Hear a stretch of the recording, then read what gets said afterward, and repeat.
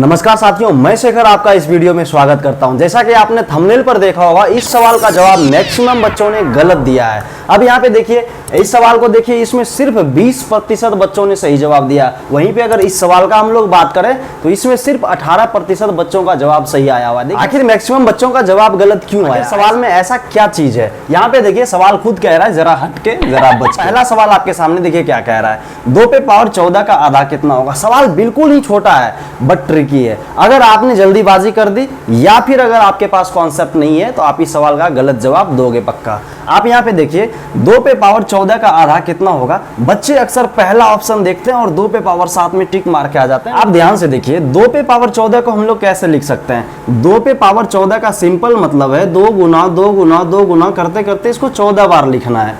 यानी कि इसी को हम लोग इस तरीके से लिख सकते हैं, 2 गुना 2 पर पावर 13, क्योंकि गुना में आपको पता है पावर का एडिशन होता है, यानी कि जोड़ होता है। नहीं कुछ तो यहाँ पे पावर 1 है, 13 1 14 हो जाएगा।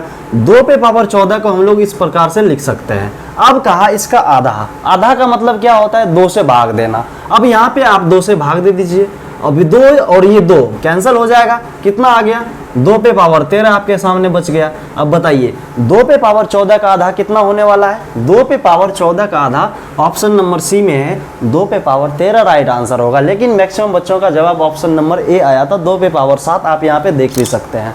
आइए अगले सवाल को देखिए। अगला सवाल में क्या है, अगला सवाल कह रहा है 20% का आधा कितना होगा।